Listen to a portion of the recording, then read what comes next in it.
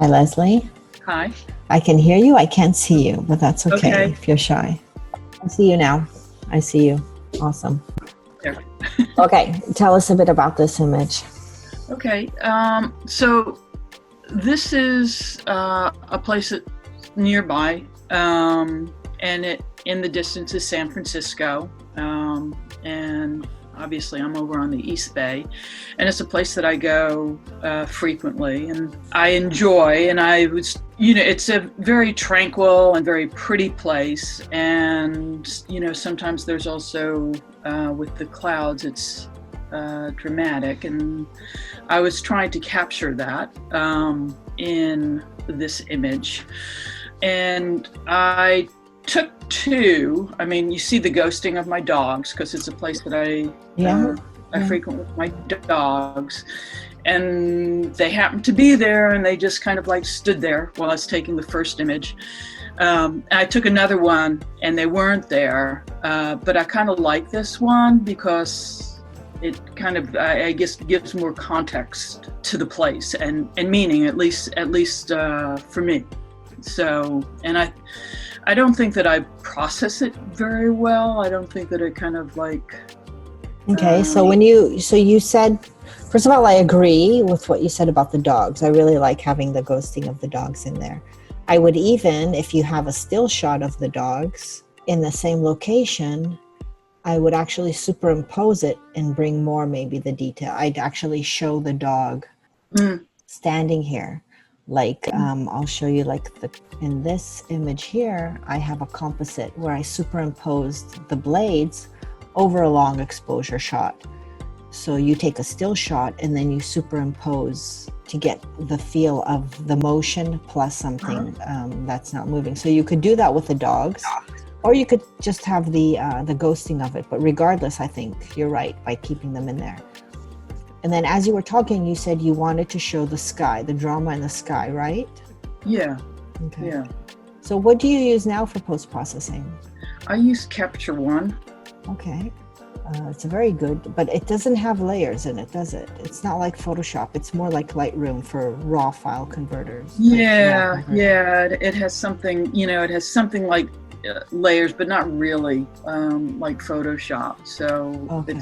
So we're going to try a few things here. Limited. Do you work with Photoshop at all? Just minimally. I don't know enough about it to do like, some of the stuff that, I've seen you do with some of these images. Okay. And it's just kind of like, oh man, I just.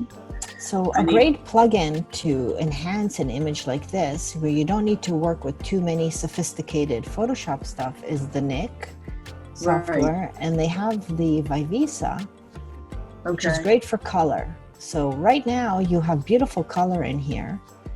And look what happens when I increase the structure. Look at the clouds. Do you see the sky? Oh, yeah. And I can see there's been some cleanup here. I can see all these circles. Right. Yep. Okay. And then, so you can bring out the drama in the sky with a structure tool, but saturation could also bring in more color. Okay. And if you want to see it full screen, it'll look like that, as opposed to, like, we can see the before and after. But you really do have to, so did you already heal things in it? I did. So when you increase the structure, you really see the blemishes. And we're seeing it here. We're seeing all the circles. Right. So that's something that you'd have to go back and fix. So did you have so much dust on your sensor that there's so many spots?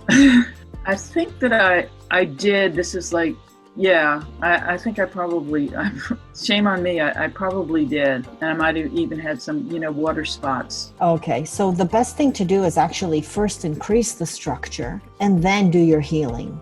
And your spot healing, because then you could actually see what it looks like when you increase the structure.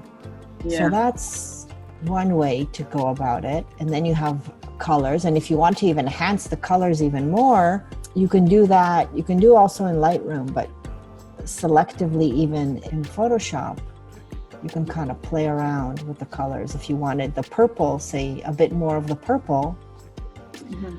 I'm going to work the purples. I'm going to make this all black. Let me make this a bit smaller. And then you can, with a brush tool, which is the simplest and most intuitive, enhance the purples on the sides. And then you have beautiful blues here. You can enhance the blues. And then you have the greens, and so on and so on. I do like how you composed it, so you have mostly sky and not a lot of foreground, which is great. And you could even darken a bit of the foreground, because it's not about the foreground. It's more about the sky and the dogs. So I'm darkening it, but what I'm going to do now is I'm going to hide it, and I'd use the gradient, but just kind of introduce it slightly. And if you actually brighten the area where the dogs are, so this is a darker layer, and I could even rename it dark, and I could add a brighter layer. So it's all about making selective changes. So I'm brightening, and I'm going to call this bright.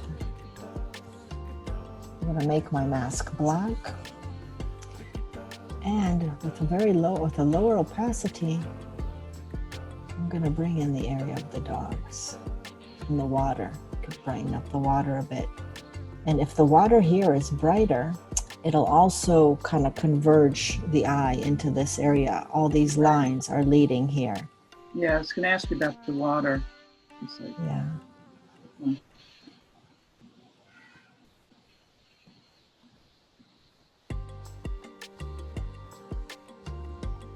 And then you see the dogs more. And if you wanted to kind of create more contrast with the dogs, then you could create more of a ghosting effect. Just hide now some of the brights that we used on the dog to kind of paint them in.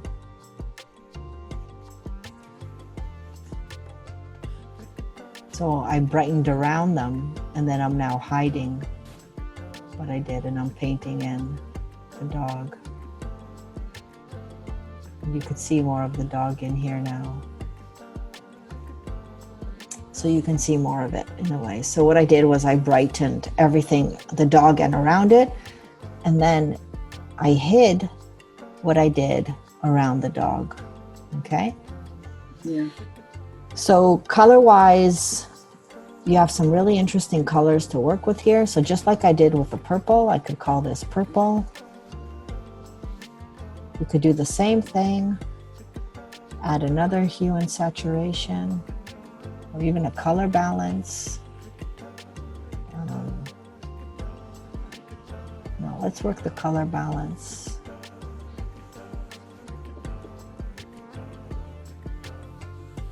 Okay, and now I could enhance the blues. Hide all this. And with a brush, bring out more of the blue tones. With a white brush, I wouldn't go as much as 60%, just slowly. Create cumulative changes. And if you wanted a specific tone, you use your eyedropper, or eye for short, and click on a specific area. Say I wanted this teal. Well, I have to be here to select it. And you can see now, I have to be on the pixel layer to select it. You can see my foreground color is now the shade that I chose. And wherever I'm choosing, that will be the color that I have. For more sophisticated things, if you wanted to add a color adjustment layer. But anyway, so beautiful colors, and I would definitely enhance the dogs in there. Okay? Okay. All right. Thank you, Leslie. Thanks so much. Okay.